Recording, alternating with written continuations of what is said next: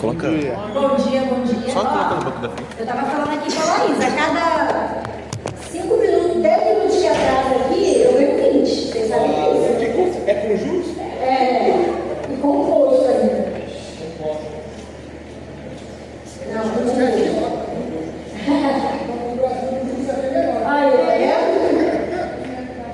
Bom dia, pessoal, tudo bem? Eu quero bom dia, querida professora. Bom dia. Aí, voltou, rapaz. Você também estava atrás, não, Samuel? Só ele que é patrão, né? Pois é. Alguém tem que trabalhar. Ele chegou falando, assim pra mim. Nem falou comigo, eu falei, não, eu vou ser tirando. Vamos orar então? O lugar dela é aqui. Você que está errado. Você chegou agora? Ela não é do fundão, não. O Gabriel agora que ele sai, ele está no contraventor.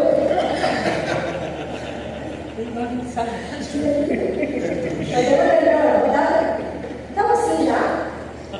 Sim. Não. Oxi! Mentira. Nossa, você está acostumado a chegar e ir para lá já? Você não olha mais para lá? Sempre foi assim. Não.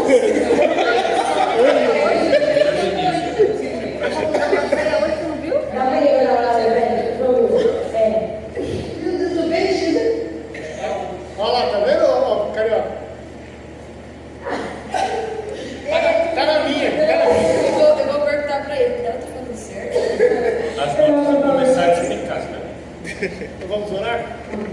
Senhor nosso Deus, nós continuamos com o nosso coração e nossa mente concentrados no Senhor. Nesse momento nós pedimos que continue falando aos nossos corações, que o Senhor use a vida da Tamires, como o Senhor já tem feito, para que ela possa expor com fidelidade a Tua palavra, que nós também, ó Deus, sejamos bons ouvintes da Tua palavra, não somente aprendendo, mas que o Senhor também nos ajude a colocar na prática em nossa vida, e que as verdades aqui ditas, elas sejam verdades que façam sentido em nossa vida e em nosso modo de viver. É como nós oramos em Cristo Jesus. Amém. Amém. Bem, hoje, eu estava até falando já com a Laís, eu falei que a promessa terminar hoje, né? E eu tenho um desafio muito grande, muito grande. Vai terminar hoje, o que está? Vai misturar a vida de vocês, vão gostar, por quê? Eu tenho um esboço de aula de 15 páginas para fazer nesse dia, nessa aula. Mas assim, minha defesa está muito espaçada, então, né, se eu tivesse botado na norma, talvez desse 10. Mas vamos lá. Nós estamos então aqui no capítulo 5, né? Nós falamos lá sobre a questão dos atos de milagres na última aula e a situação, o quadro geral que Lucas estava dando ali sobre a situação da igreja, né? Então a gente fechou essa parte. Hoje nós vamos finalizar esse capítulo, por isso que realmente é grande. Então nós vamos do versículo 17 ao 42, então iremos terminar, tá? Tem muitas coisas de fato para se falar nessa passagem, obviamente. Daria para ficar falando aqui, eu conseguiria facilmente 20 dias.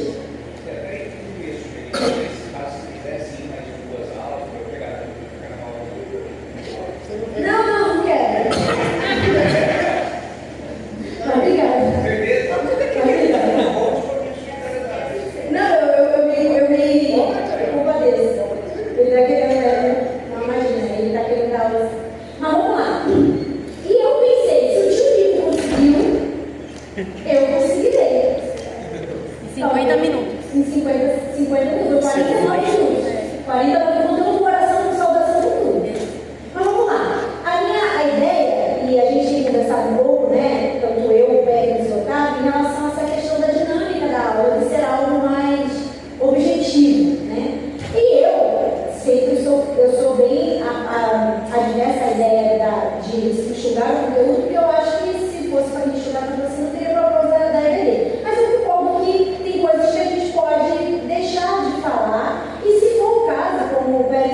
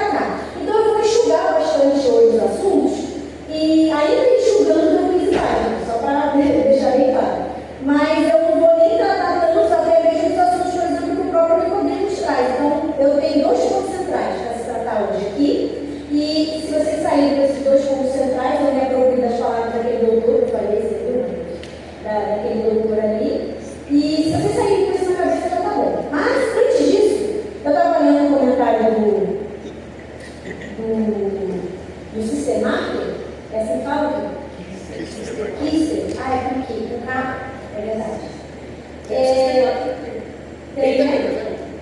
Será que é outro? Será que é esse? Tanto faz. Vocês não vão ver, vocês não vão pesquisar.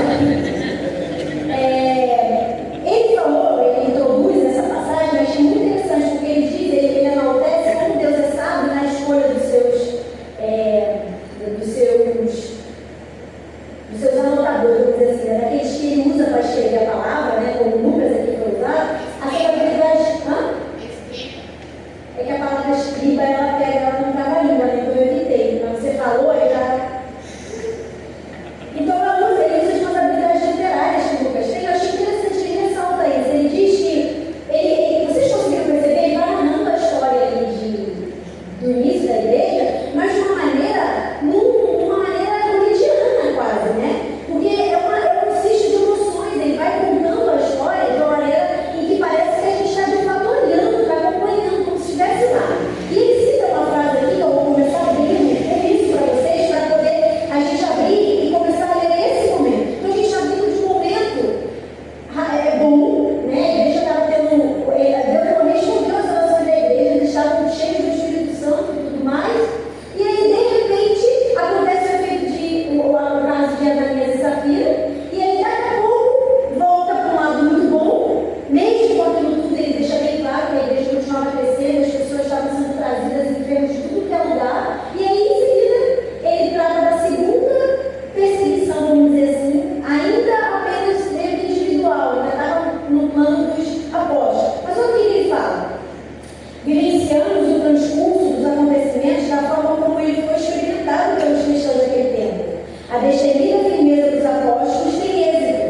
A oração da igreja é ouvida, um tempo de crescimento e edificação interior, mas não sem tentações e juízos é concedido. Então é isso que a gente viu. A gente viu a resposta sendo ouvida lá. Eles oram antes, né? Quando eles passam pela primeira perseguição, quando Pedro e João são presos, eles oram. Lembra que quando eles voltam, Pedro vai lá e faz uma oração com o povo e fala: Senhor, usa, derrama o teu Espírito, usa com poder. E é isso que a gente viu aqui. Mas isso custou algo. E é o que a gente vai entrar hoje, né? Vamos entrar hoje nessa parte aqui. Então vamos lá. O que nós vemos aqui? Eu estava dando uma pesquisada para tentar entender, é uma estimativa, obviamente, de quanto tempo se passou.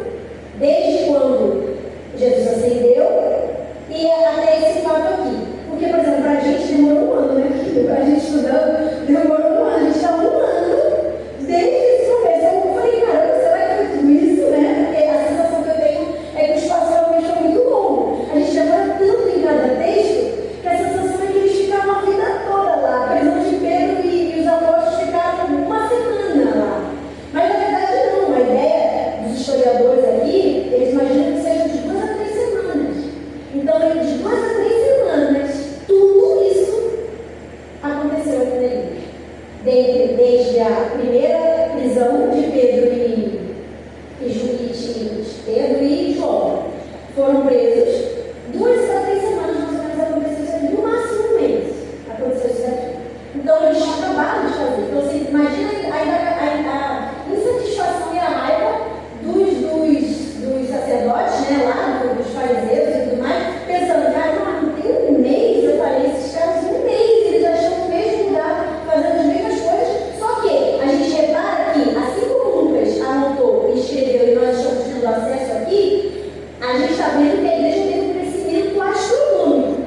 Ela saiu de 120 membros para Lucas aqui relatando na pergunta anterior, que ele já não está contando mais. Ele perdeu as contas. Ele parou de contar, ele estava dando para contar. E isso estava sendo visto também apoio aos opositores. Então, não há somente. Tem uma frasezinha de assembleia que usavam bastante, que é muito interessante. Assim. Não sei se você já ouviu, ele fala assim: quando você está sofrendo muita perseguição, as pessoas estão te atacando e tudo mais, aí a pessoa, a irmãzinha, falava assim lá no dia lá no ponto de pregação: não se preocupa nada, irmã. É só em árvore boa, é só em árvore que dá fruto que pega pedra. E é isso que a gente está vendo aqui. Uma igreja, e podemos falar muito disso, né? Uma igreja que realmente está em conformidade com o mundo e que não ofende diretamente, eu digo que não vai ofender, mas ofende seus padrões morais, apenas vivendo, sem nem sequer mencionando. Você vê que Pedro, em momento nenhum aqui, está mencionando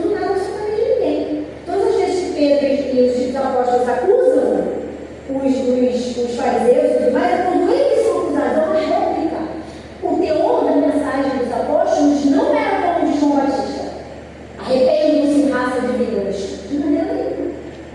O teor da mensagem deles era único e exclusivamente para apresentar Jesus ressurreto, para apresentar de fato aquele que morreu, que foi crucificado e que hoje vive. E ele é realmente a salvação e a esperança de Israel. Mas vamos lá. Então ele cita isso, né?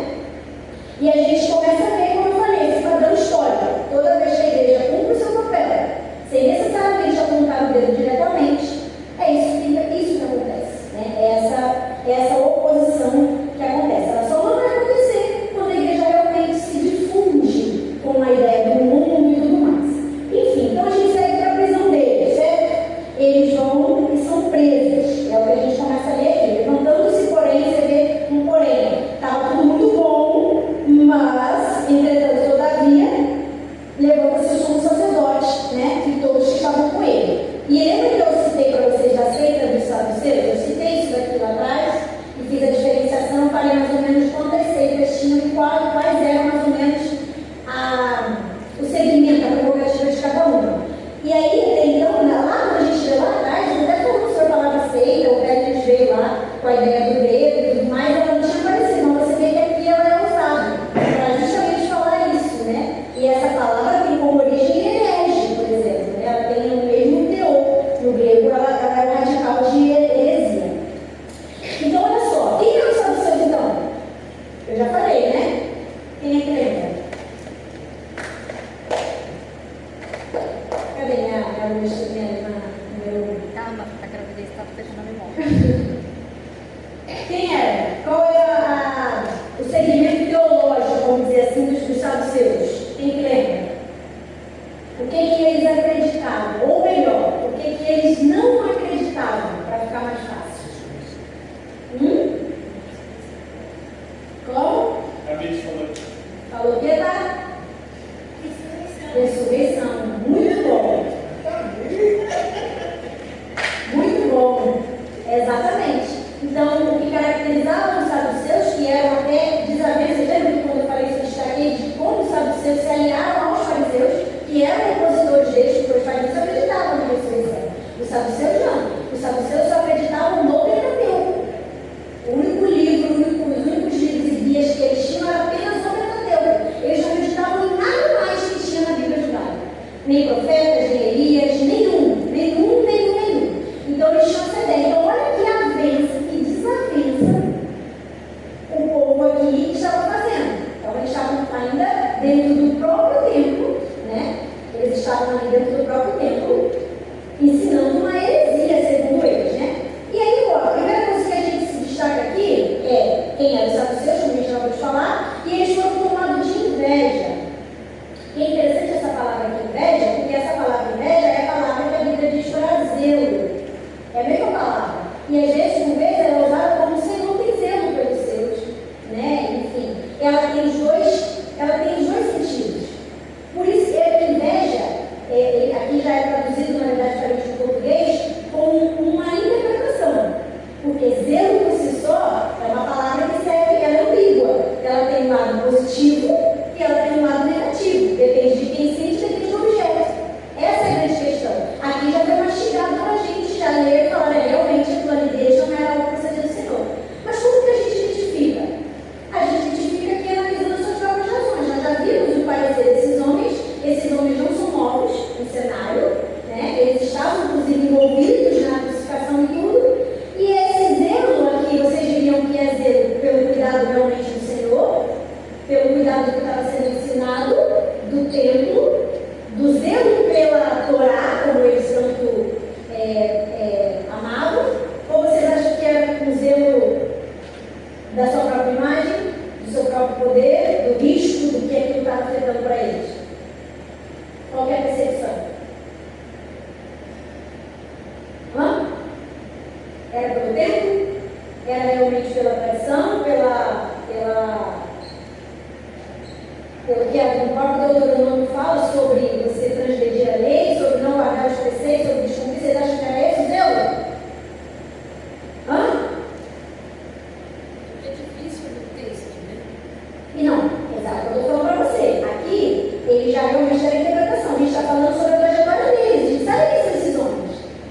Esses homens não são novos no Senado. Se não fosse mastigado por nós, é isso que eu estou dizendo. Pega o microfone. Tá aí, doutor, cadê? Não está muito.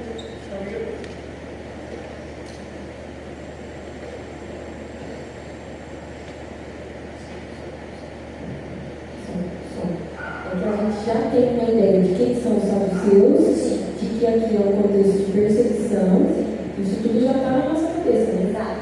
E a palavra inveja já apareceu.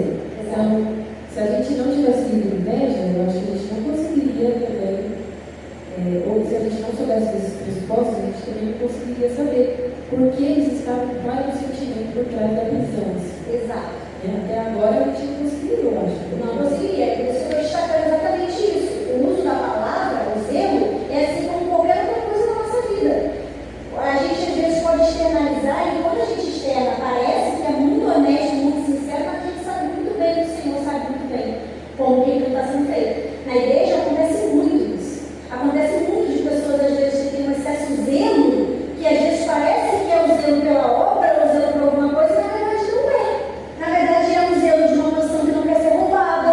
Isso acontece muito. Uma pessoa que chega novo na igreja e ele chega com aquela vontade de trabalhar, quem tem lá, tem um calado, tem muita resistência. Aí ele vai dizer, é zelo? A gente não sabe da procedência dessa pessoa. De certa forma é, mas será? Será lá no seu coração? A Laís quer falar, cadê o microfone? Que ela tá tirando hoje, cadê o outro? Então, guardou? Diz, não, eu te pedi, eu não sei se vai dar tempo, né? Mas se der tempo, eu ia bem usar o coisa aqui, ó. Só com um quadrinho. Eu acho que não, mas Tá. Você não quis dizer zelo com ciúmes e não inveja? então, a palavra zelo tem todas as atribuições. Uma vez eu lembro que a gente estudou e caiu um passo sobre isso. E no dicionário está falando que inveja é o oposto de zelo. E ciúmes é zelo. A gente já está fazendo isso de diário. Não, é até o amor. O Paulo, quando cita amor, vou olhar a palavra original para você ver, mas é a mesma coisa. Porque ele coloca ciúmes como sinônimo de zelo. Mas a inveja ele coloca como se fosse o Mas a palavra é a mesma aqui. Entendeu? Não é uma palavra diferente, é isso que eu estou falando. Porque, por exemplo, fala que Deus tem inveja, mas que inveja é algo pecaminoso. Já os ciúmes é um excesso de cuidado. Então, mas é porque Deus não tem inveja, é zelo. Isso. Essa palavra ela tem a mesma atribuição que eu estou falando. O que vai fazer, qual o sentido semântico que essa palavra vai ter, são outras informações, entendeu? São outras ideias. É isso que eu estou falando. Ela não é uma palavra que por si só carrega um significado semântico fechado. Ela é uma palavra que, dependendo de como você. E aí é algo muito mais interno, obviamente. Dependendo de como se aplica ou da situação que está, ela tem conotação negativa como ela tem conotação positiva. Entendeu? Mas a palavra é a mesma. Entendeu? Vou abrir aqui e vou falar para você ela no original. Acho que no português deve ser diferente. Exato, o português tem outro significado, você está falando. Obviamente, o português e a inveja não são a mesma coisa. Claro que não. Isso, claro que não, exato. Português é uma coisa, grego é outra. Então, eu estou falando grego. Por isso que aqui o autor, quando traduziu o português, colocou logo inveja. Porque no sentido da nossa língua, era isso que estava querendo dizer. Mas, ó, aqui, ó, no grego é zelos. É a mesma palavra que eu falei. Essa palavra aparece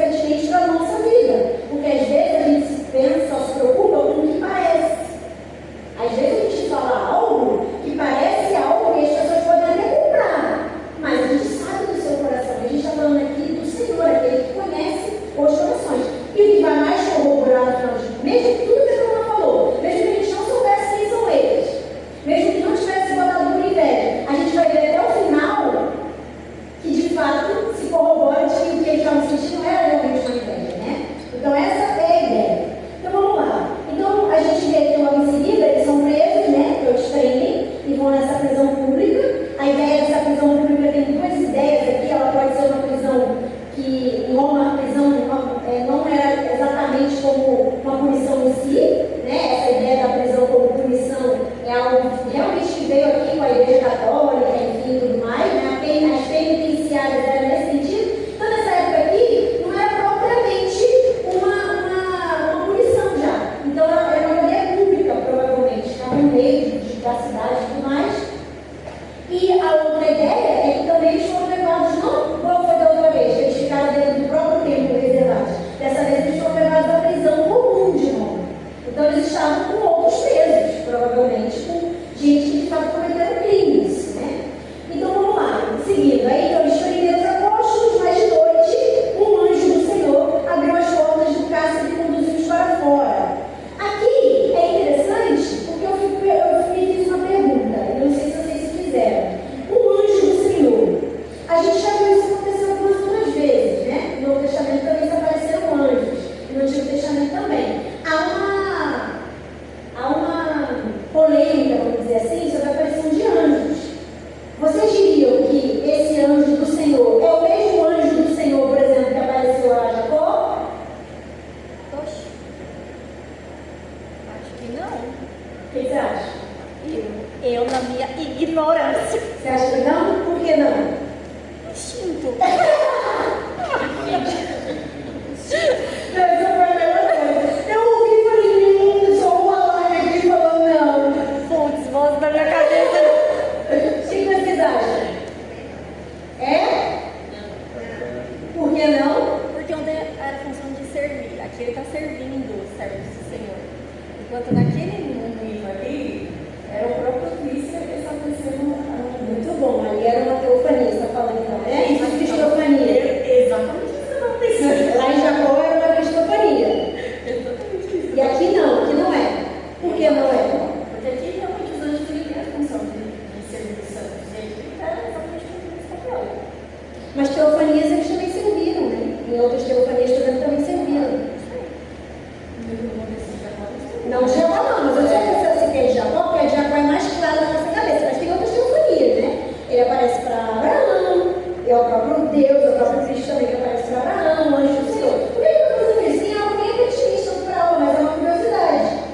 Um anjo do Senhor. Alguns usam isso, a diferença que eles dão é que aqui é o artigo definido 1 e lá é o artigo ou. Eu não acho, porque eu fui olhar o grego, não tenho tanta capacidade de ler como o nosso mestre, mas pelo que eu olhei, na própria Bíblia que eu tenho lá, está aparecendo nos evangelhos, não aparece no artigo antes ou depois. Ao meu ver, isso é uma adequação em português, não tinha ali no grego original. Mas a resposta, a gente falou muito bem, é que de fato lá, as aparições que haviam de anjos no Antigo Testamento, elas eram teofanias, né, ou cristofanias, era o próprio Cristo que se manifestava para aquelas pessoas, Deus fazendo uma visão corpórea para aquelas pessoas. Por que agora então não acontece mais nesse contexto que não acontece mais? Porque como diz em Hebreus, quem diz em Hebreus? Porque antes Deus falava de muitas e muitas outras formas, por intermédio dos pais, dos profetas, e hoje Ele nos fala pelo seu Filho. Então, aquilo lá é uma promessa. As teofanias e todas as manifestações eram promessas que apontavam realmente para Cristo. E aqui, Cristo, eles já conheciam Cristo corporeamente. Então, aqui é o cumprimento. Outro indicativo que a gente pode destacar é que teofanias, como aconteciam lá no Antigo Testamento, eles aceitavam a adoração. Algumas situações eles aceitavam. Jacó, agora, depois a ele, Abraão também, mas em outras situações em que, quando eram anjos, de fato, que a pessoa ia adorar, eles não aceitavam a adoração, porque eles se colocavam no papel de mensageiro.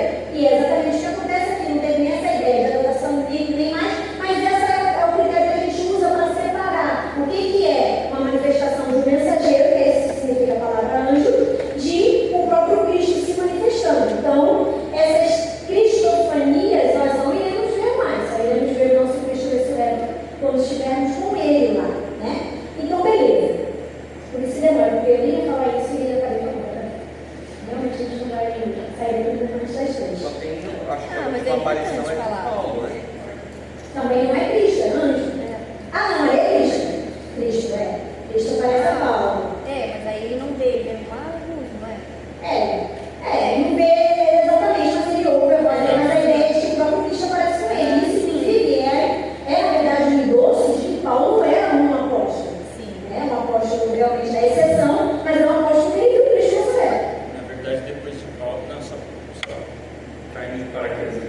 depois de Paulo ainda tem a aparição a João, né, de Patmos. Mas ele está lá, né? Aí é uma visão, né? Na verdade, a ilha de Patmos é como se fosse uma visão, tipo Paulo que fala do céu, essas questões assim, não é algo físico, como aqui o anjo se manifesta. Não sei que característica desse anjo estava ali, né? Se era em forma de luz, em forma de alguma coisa, mas ele faz algo sobrenatural. Você vê que as portas estavam fechadas, o sentinela simplesmente apaga, ou sei lá, não vê. Tipo, o anjo, que era um anjo, não era uma teofania que aparece para Ló, para tirar Ló de Sodoma e Gomorra, ele cega os moradores, né? Então os moradores não conseguem achar a porta para abrir para entrar.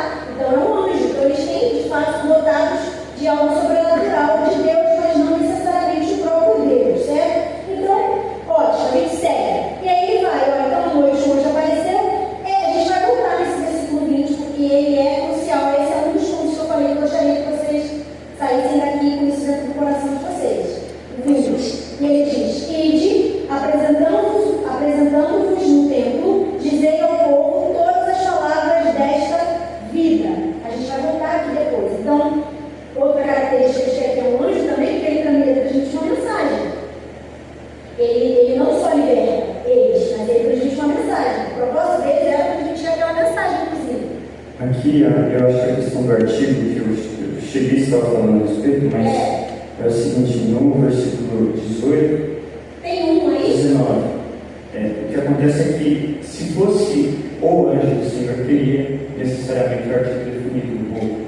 No grego funciona assim, né? Que, como quando não tem, você coloca um. Isso. Uma das opções de leitura é um artigo indefinido. Entendi.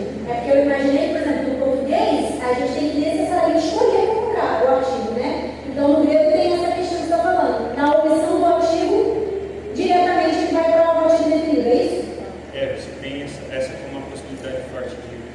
Tá. Mas chega essa ideia direta de que quando você quer diferenciar, você usa o artigo. Não, definido. Necessariamente seria o anjo. Entendi. Então nem tem, né? Então não foi uma escolha real ali. Não tem. Não tem.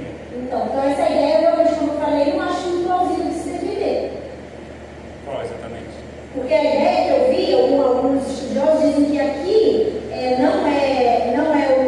não, agora eu entendi o que você falou. Se ele quisesse, ele estaria colocando o realmente, não tem. Então tá bom, então a ideia está concordada.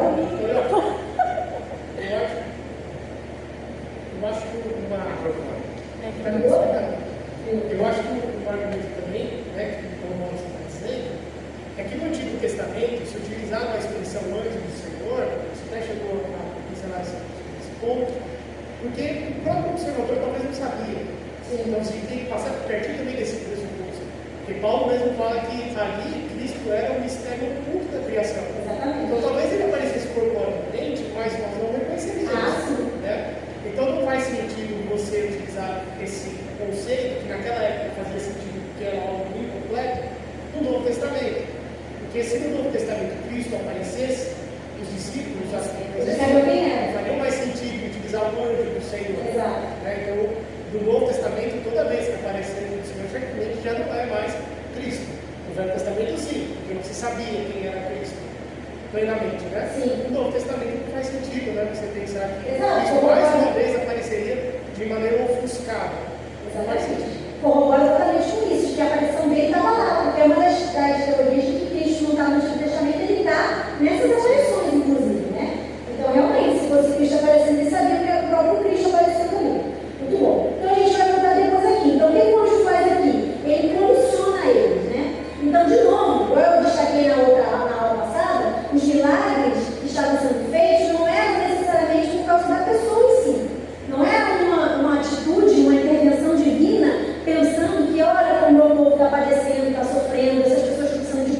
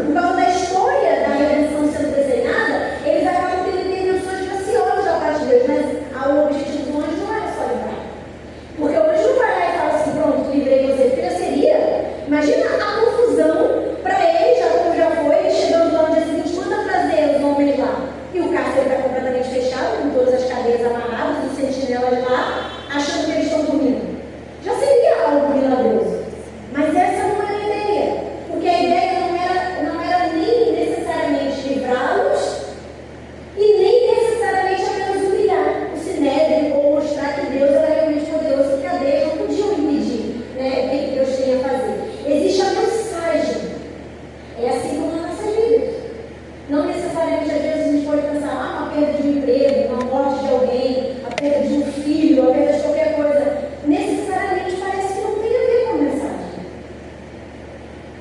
Mas será que não tem mesmo a ver com a mensagem?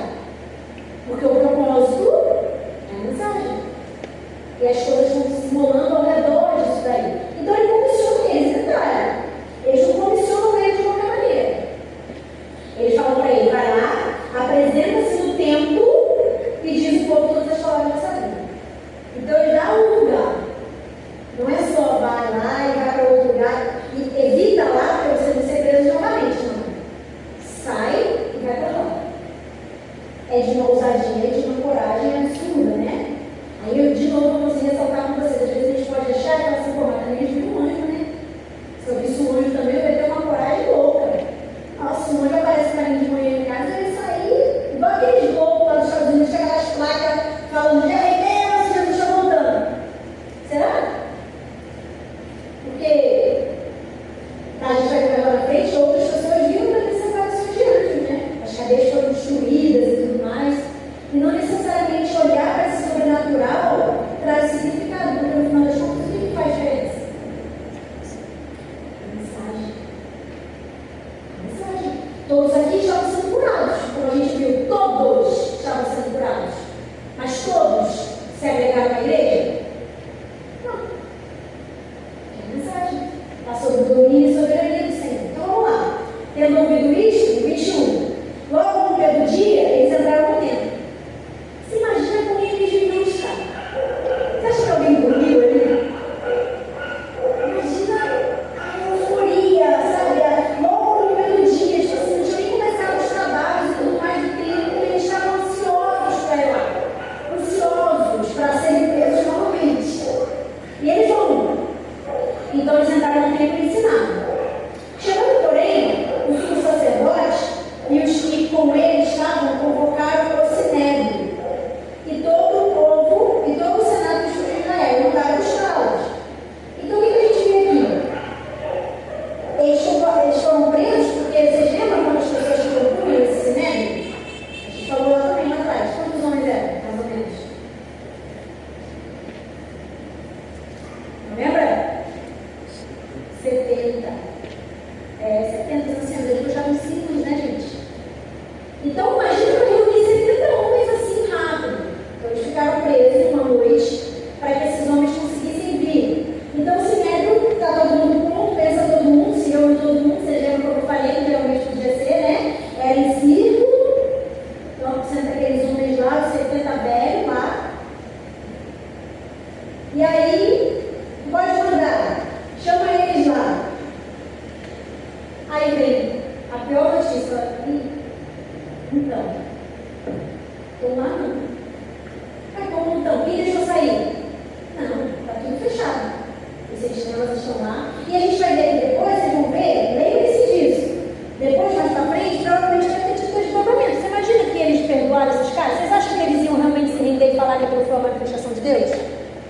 Falar assim, não, Deus realmente, soberanamente, abriu as cadeias, tirou sem ninguém ver? É óbvio que não. Provavelmente aqueles soldados foram punidos e a gente vê a incredulidade do coração deles nesse aspecto como se manifesta lá. Quando Paulo não é libertado, não é Paulo, Pedro também, Pedro e Silas, né? É libertado lá também das cadeias, que as cadeias se rompem e é algo estrondoso. O que o guarda fala para ele? Na verdade, o guarda faz uma ideia para ele no sentido de que eu vou morrer. Você não tem ideia. Eu não vou ficar salvo. Vocês fugiram, vocês sumiram. E Pedro pega aquilo e usa totalmente uma conotação absurda.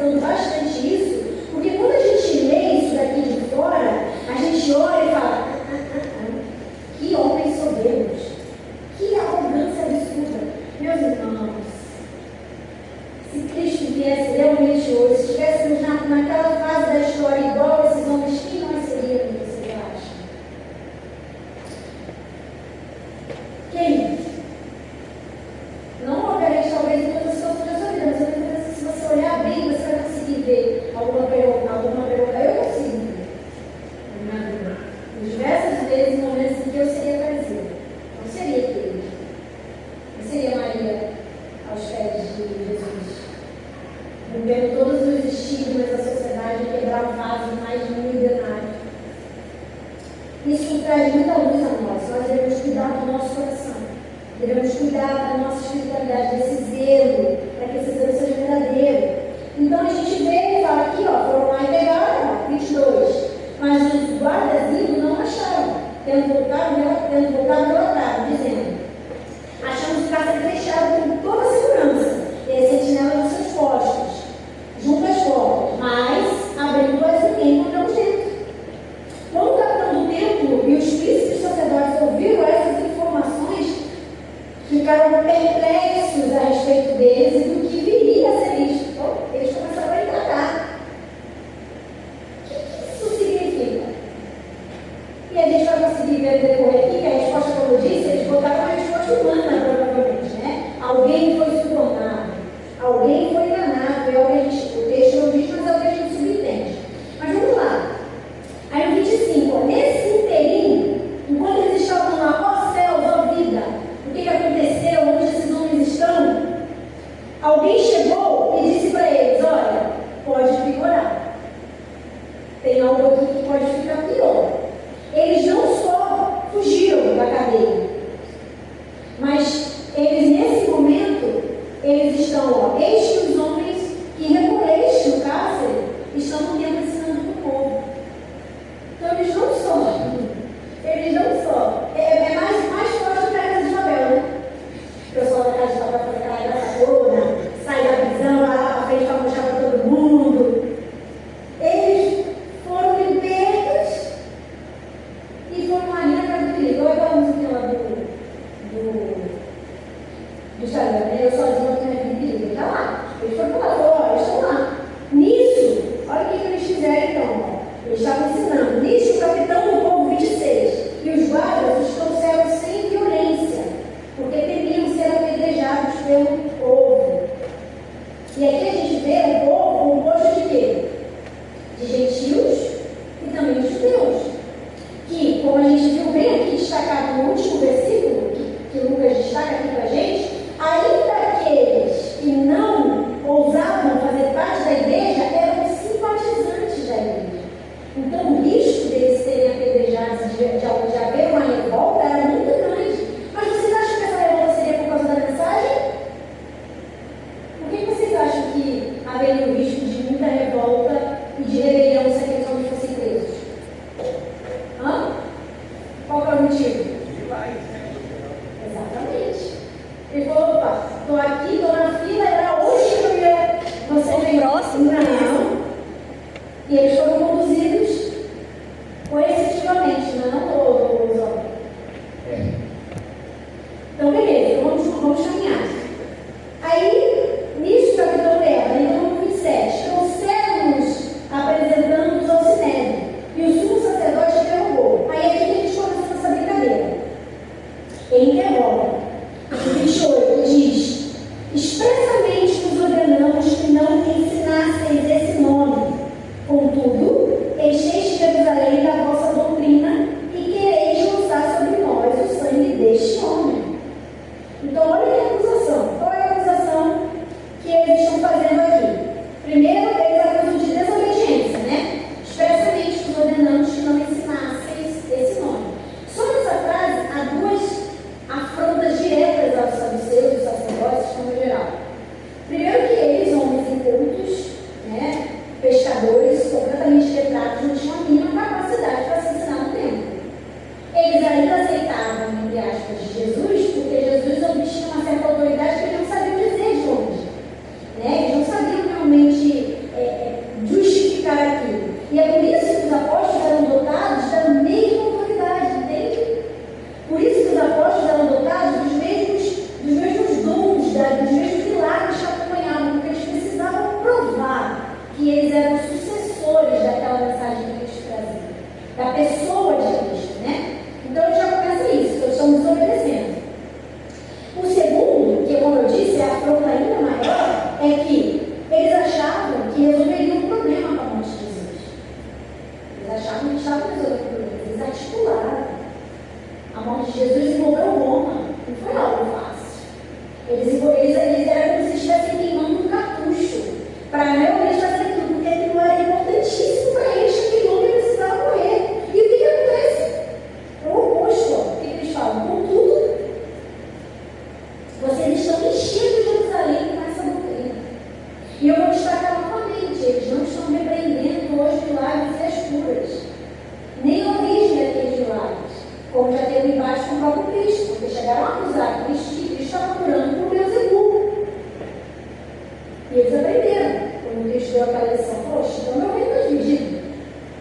Se eu estou aqui expulsando quem são os doçuros, deixa eu está o meu erro. Aqui eles não estão nem usando. Você vê que eles ignoram a prática dos milagres, porque aqui não é o fator autenticador. Eles não vão mencionar o fator autenticador. Eles ignoram, como se não estivesse acontecendo. Mas vocês estão enchendo Jerusalém com a sua doutrina. E, por último, que é a parte mais hipócrita que eles poderiam realmente dizer, vocês querem lançar sobre nós o sangue desse homem. E o que é muito interessante, agora que vocês abrem, Mateus 27, e eles têm um pouco de amnésia, uma amnésia seletiva, né, vamos dizer assim, porque vocês lembram que aqui a gente não está falando de representatividade, não. A gente está falando das mesmas pessoas. Eram essas pessoas que estavam falando isso aqui nesse momento, eram as mesmas pessoas que estavam aqui nesse outro momento que nós vamos ler aqui em Mateus 27. E o versículo 25. Vamos aqui no 24 para a gente poder entender. Olha só que interessante, eles estão falando que eles estão inferindo a acusação, de que eles são inocentes, né, desse crime. E olha aqui, no 24. Vendo Pilatos que nada conseguia, antes pelo contrário, aumentava o tumulto, mandando virar a povo dizendo: eu estou inocente do sangue deste. Aí não tem colchete justo. Fique o caso convosco. Então Pilatos já sabe também, né, o que aconteceu e tudo mais. E ele, como alguém que está tentando ali ficar bem dos outros lados, ou uma linha de consciência, porque ele está tentando algo errado a Jesus, dissesse respeito ao próprio Roma, ele fala isso. E olha o que o 25 diz: e o povo todo respondeu: caia sobre nós o seu sangue e sobre os nossos filhos. Esse povo aqui era o povo que estava perante Pilatos, era o povo judeu que estava lá gritando. O que eles fazem? Então Pilatos soltou Barrabás. E aí ele sabe o que aconteceu. Então olha que interessante, eles estão falando assim: vocês estão culpando nós. E eles falam, e olha que não somente eles estavam envolvidos na questão da crucificação, como eles, com uma autoridade absurda, ele fala assim: pode jogar, como diz o nosso amigo Fernandes, vem com o pai. Eles falaram isso, vem com o pai, que cai sobre mim e sobre os nossos filhos. E a gente vê o que acontece com Jerusalém, em mais ou menos 70 anos disso daqui, né? Mas vamos lá. E aí vamos para a resposta de Pedro, que é um ponto crucial dessa aula, dessa passagem, dessa mensagem, né? Então Pedro faz aqui, no 29, ele vai lá e dá uma resposta. A gente imagina que Lucas tenha feito uma síntese, que eu realmente não tenho essa habilidade, mas o Lucas de fato tinha, de resumir os pontos centrais aqui de Pedro, que eu talvez tenha botado 20 páginas para falar tudo, até o outro que Pedro teria falado, Pedro pensou, teria colocado, mas ele resumiu isso nos pontos centrais. E o que ele traz para a gente? Então Pedro e os demais apóstolos afirmaram, ele já abre assim: antes nos importa obedecer a Deus do que a homens. Ele já quebra a primeira acusação. Porque eles falaram: olha, vocês estão sendo desobedientes, a gente não falou expressamente nada para você fazer, mas eu não tenho que obedecer a você. Ele tem que obedecer a ele, né? Pode?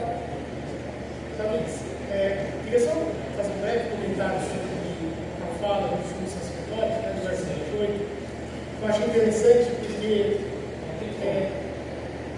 eu li bastante coisa, vocês bastante coisa a respeito Tá ligado? Tá ligado? a respeito da Segunda Guerra Mundial e tal, né? E quando a gente vê as atrocidades que os nazistas cometeram, né, a gente fica assim, abismado. E uma das piores coisas que eles faziam não era só matar judeus, que de fato é algo absolutamente reprovável, mas eles tinham cuidado. Isso é da Segunda Guerra, né? É que não deu para ouvir. Eles tinham cuidado em relação ao corpo da vítima também. Porque a ideia deles era que o corpo da vítima fosse apagado da história. Então, por isso que eles queimavam, enterravam, para que a legado daquela pessoa jamais existisse. Então, você vê, era uma forma de você acabar a pessoa não só descriando a vida dela, mas acabar tudo que ela fez. você percebe que o sumo sacerdote faz exatamente isso também. Porque nas falas aqui, ele se refere a Jesus e ele não fala o nome de Jesus Não fala duas duas vezes. Né? Porque o medo do sumo sacerdote é, se eu falar Jesus, talvez eu vou usar isso aqui como um palco para poder pregar o Evangelho. E olha como ele se refere a Jesus duas vezes. Né? Vocês ensinam esse nome, eu falei que vocês não falarem esse nome. Eles não falam nada. E depois ele fala, depois você quer lançar o sangue desse nome. Então assim, você vê que a ideia deles, eles estavam articulados nisso, era para apagar o legado de Jesus. E o medo deles era que se eles trouxessem os apóstolos exatamente do seio da religião judaica, o nome de Jesus fosse propagado. Então por isso que eles insistentemente aplicavam essa prática, assim, não menciona o nome desse homem. O que esse homem fez, a gente nem sabe, enfim, já passou. Então você vê o quanto eles estavam engajados. Parece relevante, mas não é, né? Era extremamente intencional aquilo ali, né? Demonstrava desdém de fato que eles tinham. Nem no próprio interrogatório de Pedro e João, eles também mencionam o nome de Jesus. Quando é Pedro que vira e fala, esse homem, ele fala exatamente. Então há um interesse, né, direto deles. Então, o que a gente vê aqui? A primeira resposta já é a primeira acusação. Eu não tenho que responder a você. Isso aqui corrobora com a própria fala que ele falou no primeiro interrogatório. Ele faz uma pergunta, aqui ele afirma, lá ele joga para eles, ele fala, nos diz você, se é mais importante eu obedecer a Deus do que obedecer ao que vocês têm dito. Então ele joga para eles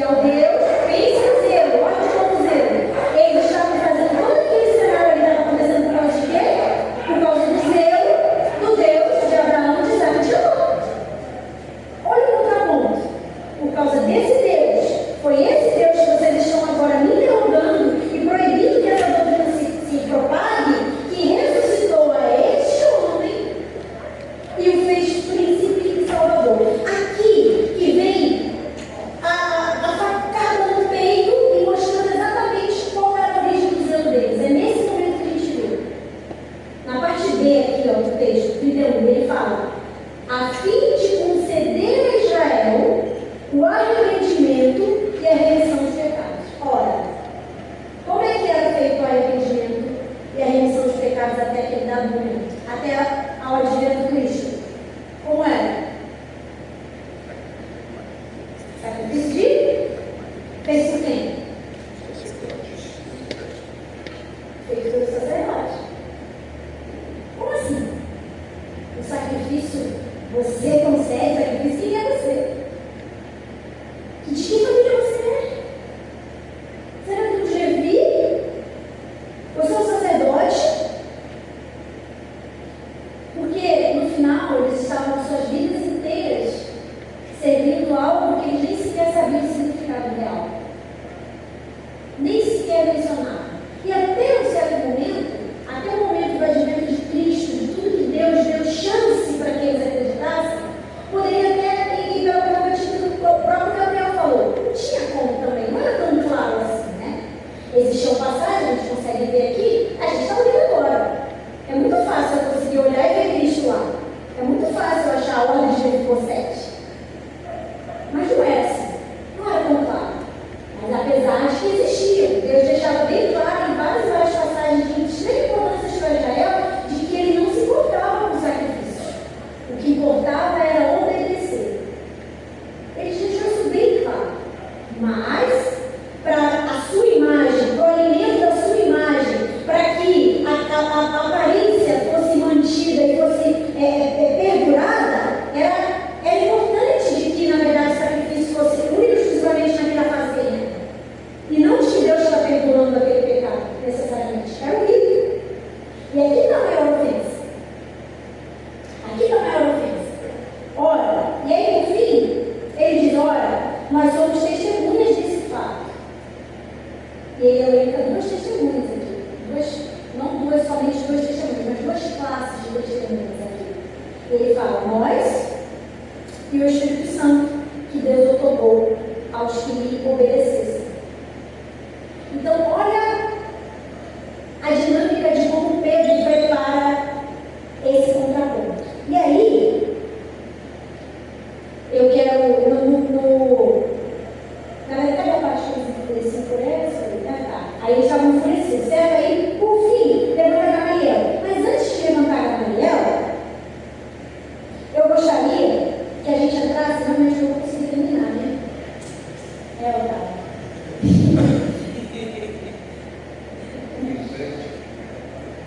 Gamaliel, mestre de Saulo. Exato. Eu vou entrar em Gamaliel, é bem importante. É outro ponto importante, mas eu quero voltar lá. Por que eles se enfureceram? Como eu disse para vocês, qual que é o motivo então da fúria que eles estavam tendo lá com eles? Porque o ponto central, apesar de tudo isso, também trazia raiva, como eu disse, eles nem eram rabinos, eles estavam ensinando e tudo mais, mas o ponto crucial é quando eles tiram toda a prerrogativa de que o sacerdote achava que tinha, detentor de perdoador de pecados. Imagina, soberano, nós temos hoje tantos pastores que conseguem ser soberbos assim. Você imagina que era só uma linhagem, era só ele que podia escolher. Imagina, só você pode entrar no Santo dos Santos. Dá para entender por que essa soberania podia acontecer, né? Por isso que eu falo que a gente precisa orar pelo nosso coração. Porque Deus nos dota de dons realmente graciosos. Ele nos dá talentos, ele nos dá várias qualidades que a gente às vezes acha que é nossa. E essa qualidade imediatamente nos faz olhar para o amiguinho e falar, eu sou melhor que ele. Ah, ele não tem a mesma capacidade que ele. Que diferença faz? Só estou usando a escola sacerdotal. Mas a intenção, o zelo que acaba vindo do outro lado continua sendo o mesmo. E qual que é o problema aqui? Vamos voltar no 20. Ide e apresentamos o templo, dizei ao povo todas as palavras desta vida. E aqui, vida, eu vou começar só o comecinho, depois a gente termina na próxima aula.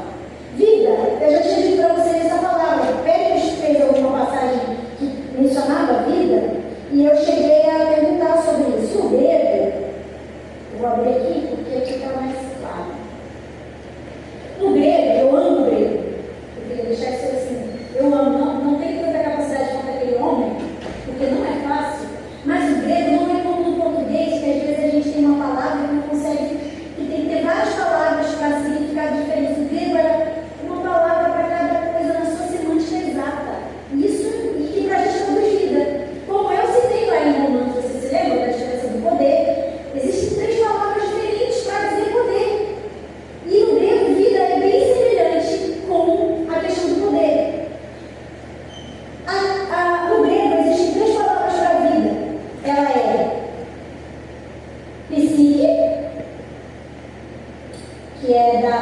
psique, né, Pérez? Da nossa alma, do que nós somos, do nosso intelecto. Bios, que é a vida biológica, material, corpo. E zoe, que é o que se refere aqui. É essa palavra que é usada aqui. E todas as vezes que zoe aparece aqui no Novo Testamento, ela sempre tem uma conotação de vida eterna. Então, por exemplo, no grego, quando ele falava zoe, ela já significava vida eterna. Mas para que a gente conseguisse entender, depois em português eles colocam eterna. Porque senão a gente não ia entender que tipo de vida ele está falando.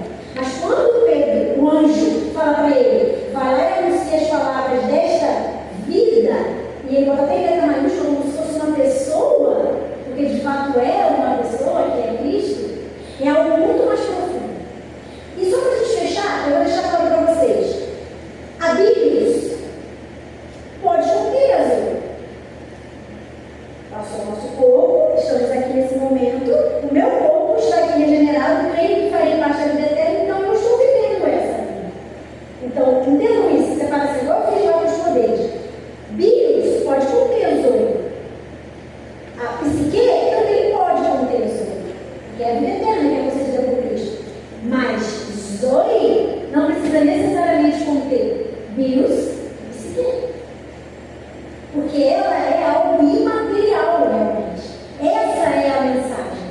Então, isso que ele está querendo dizer aqui. Ele não está querendo para ir lá para que eles fossem lá e anunciassem a palavra de corpo, a palavra que restaurasse a vida deles, pensada, a vida emocional deles. Uma mensagem que restaurasse a saúde como estava sendo feita há pouco. É uma mensagem que vai ali. Entenda? Toda a manifestação que se atribuía para que a vida biológica, a vida física das pessoas fosse restaurada, porque estava acontecendo isso, não era o fim, mas era para que eles entendessem o propósito final que era a vida eterna. Então, é sobre isso que os sacerdotes aqui estão temerosos, porque essa mensagem tira toda a autoridade que eles tinham, tira toda a funcionalidade que eles tinham. A afronta dos apóstolos não é porque estavam apenas falando de um homem que eles mataram e de um homem que eles simplesmente estavam sendo condenados. Porque pensem, ninguém ia condenar eles. E realmente vocês acham que um cara, naquela posição, que nem sequer se dava o trabalho de falar o nome de Jesus, realmente ficava ofendido porque aqueles homens estavam acusando de que ele tinha matado? Eles não estavam nem aí para essa posição. Isso não era algo que manchava a imagem deles. E nem era algo que iria fazer com que eles fossem presos por roubo ou por qualquer outra coisa. A mensagem central que corroborava com o coração deles, que afetava a vida deles, era porque ele tirava isso, que eles jamais nunca tiveram. Nunca tiveram. A centralidade disso daqui é o seguinte, ó. E a gente pode ver que o grande problema que eles têm aqui é que eles acham e achavam ainda que a vida, essa zoe, essa eternidade, procedia no altar. E um comentário aqui estava dizendo que ela não procedia mais. Ela disse aqui, olha só os termos que ele usa, ó. A vida não procede mais do altar. Ela não procede mais do sacerdócio levítico e ela não procede mais do sistema mosaico, mas ela procede exclusivamente de Cristo. Na verdade, eu diria para vocês que a vida nunca procedeu do altar. Ele era um instrumento, assim como o próprio Evangelho era um instrumento para que essa mensagem chegue. Mas eles não tinham entendido isso. Eles não tinham entendido. Mas até aí estava tudo bem. Porque eles poderiam realmente se humilhar, como o pastor destacou muito bem hoje. Se humilhar e falar, poxa, eu entendi errado. Como Paulo fez, como vários e vários outros dois, Pedro era judeu. Então o arrependimento não era por conta da posição deles e tudo mais, era porque o zelo, esse zelo não era de fato para que o templo continuasse, para que Deus continuasse sendo conhecido. Muito pelo contrário, eles nem sequer eram a favor da agregação dos gentios dentro do povo. Nem sequer. Então, olha a ofensa. Entendam o teor. Por que havia essa. Por que foi desse jeito aqui, ó? Esses zelos tomados, eles estão indignados. Entende? Não era inveja, não era o cuidador do povo. Pode falar.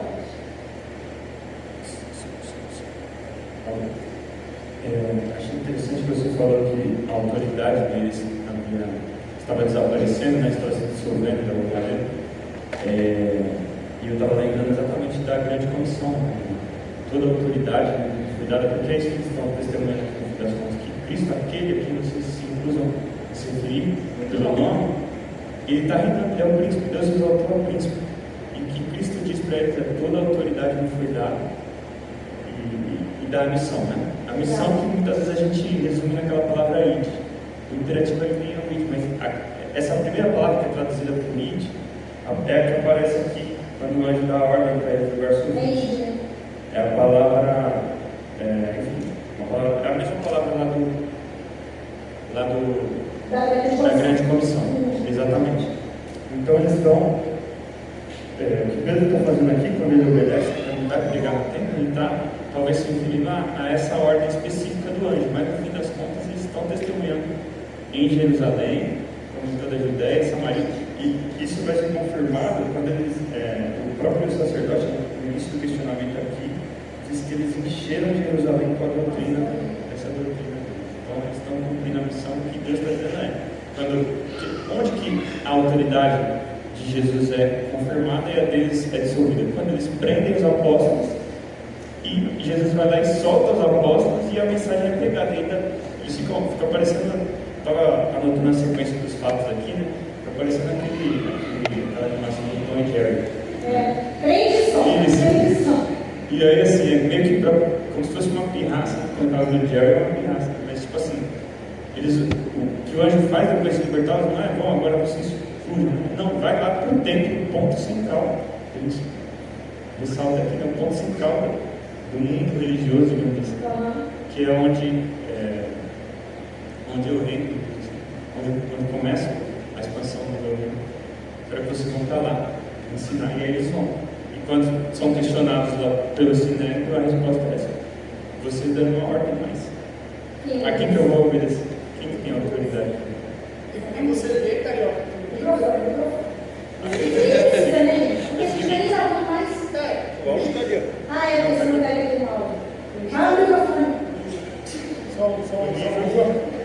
o nível de simulação assim, que o sumo sacerdote precisava ter, eu fiquei pensando aí no que você falava, era tão grande, porque, por exemplo, o sumo sacerdote viu o véu do templo se rasgar. Sim. Então ele sabia que o Santo dos Santos não estava mais lá. Né? E mesmo assim, acho que na cabeça dele ficou tudo isso de volta, porque eu preciso criar toda essa atmosfera para esse pecado. Então você vê que a religiosidade é tão grande, a ponto da pessoa então começar a criar mentiras para poder apoiar aquilo que ela acredita. Né? Então certamente não fazia mais sentido em relação a Deus. Ali ele estava montando uma coisa que ele mesmo testemunhou que não existia mais. Tudo para que o posto dele. E até isso pragmática, né? O que Israel produzia pragmaticamente? O que o sacerdote, o tempo estava produzindo? A gente já viu eles produzindo grande coração. Você já falou da intervenção de Deus? Você olhando de fora, você acha que Deus está falando de quem? Pois é. E você vê que a fala dele, né, de Pedro, quando ele disse, é como se ele estivesse dizendo assim, aquele que você não quer mencionar, eu falo, Jesus. E mais, não foi qualquer Deus que ressuscitou. Foi o Deus nosso. Foi o Deus da aliança. É o seu Deus. É o Deus da aliança. Quando ele fala, é o Deus dos nossos pais, então, não é qualquer Deus. É o Deus que vocês defendem, esse mesmo Deus é o que realiza milagres e aquele que ressuscitou os mortos. Essa é a autoridade. Então, é o Deus que realmente você fala que não tem, não existe.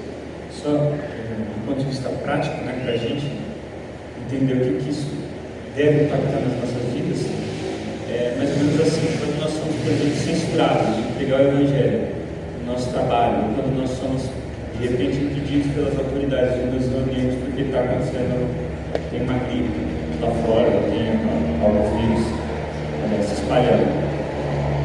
Esse Deus, que é o Deus que na verdade ordena que nós façamos isso nas pregações do Evangelho, que nós não lemos, é o Deus que, como nós temos na pregação, tem poder para sarar a terra, ouvir o nosso clamor. E Ele é quem reina. Então, em autoridade, Ele pede para que nós façamos. Quer dizer, nós vamos ouvir aqui. Então, acho que do ponto de vista prático, dá para a gente pensar bem na nossa missão. Fica aqui, Pereira, o Cristóvão, né? Aqui, Pereira. Pode falar. Eu acho interessante. Tá vendo? Você está de verdade. A manipulação desses saduceus, fariseus também, em tentar fazer até os apóstolos e o povo a esquecer o nome de Jesus, né? É que nem fala a Cordela que você só morre quando o seu nome é esquecido.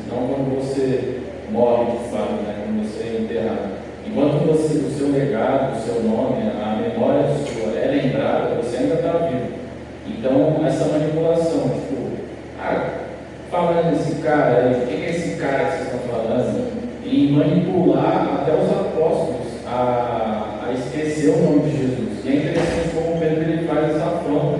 Já que vocês não querem falar, fala, é Jesus. E como eles ficam irritados em ouvir esse nome de novo, porque é esse trabalho de tentar fazer o nome de Jesus ser esquecido, a morte dele na cruz, tudo ser esquecido, apagar isso da história. E é que nem você falou, esse legado deles, né, toda essa responsabilidade que eles são os únicos que podem entrar no Santo dos Santos, continuar sendo lembrado que eles são as verdadeiras autoridades e o nome de Jesus não significa nada, que é, né, uma afronta, porque é o nome sobre todos os nomes, né, que nunca foi esquecido. Agora, enquanto isso, o nome desse estado seus aí foi tudo esquecido. Já estamos dentro. Mas você vê, como aqui confere autoridade, você vê que a arrogância deles é tão grande que eles acham que eles eram conferidores de autoridade por si só. Quando ele fala dos nossos pais, ele fala que conferiu sua autoridade a ele. Foi ele que conferiu a Cristo, né? Mas enfim, a gente continua na próxima semana, então, nessa ideia de Zoe. Eu quero explorar um pouquinho mais isso e as atribuições que tem na nossa mensagem. E como o próprio Pedro destacou ali, né? Que mensagem? Você não está anunciando qualquer coisa. Você realmente não tem que temer a qualquer coisa, porque quem te autoriza, quem te outorga, é aquele que comanda todas as coisas.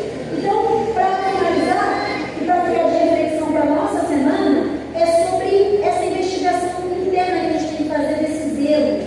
Como que está esse zelo do nosso coração? Tem zelo? Porque às vezes também isso tem, às vezes não tem. Você faz tudo já tudo de qualquer maneira, tudo no automático, faz de qualquer forma porque ninguém está vendo. Ou se tem um zelo, que bom, mas qual é a intenção desse zelo? É com a sua própria imagem? É realmente com a cara do Senhor? É realmente tem uma canção que é a minha preferida? Que eu enjoo, que eu ouço muito, que é a canção de Jonas, será que é esse pessoal da canção? E ele fala numa estrofe lá que ele fala assim: me deixa fazer algo, sabe? Tudo que eu tenho eu te dou, a minha vida eu te dou para que eu possa recompensar.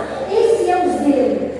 A gente não pode realmente nunca alcançar a salvação, mas eu preciso, a minha oração tem sido: Senhor, me deixa fazer algo por ti.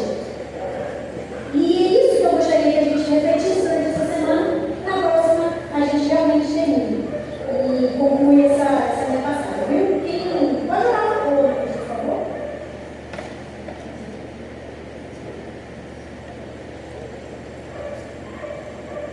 Som. Senhor Jesus, graças te dou, Pai, um dia tão especial, uma manhã tão abençoada, um tempo abençoado de ceia, Deus, te agradeço pela vida do pastor, pela vida dos meus irmãos e irmãs aqui presentes, te agradeço, Pai, por uma vida tão especial também, te agradeço pela vida da professora, te agradeço, Senhor meu Deus, pela vida dos meus irmãos. Peço-te, Pai, continue abençoando este domingo, te pido, Pai, continue, Senhor, abençoando também essa semana, dá-nos em tua santa paz. Dá-nos em tua santa paz também para amanhã, Senhor, nos nossos trabalhos, nos estudos. Te agradeço, Senhor, meu Deus, por tudo.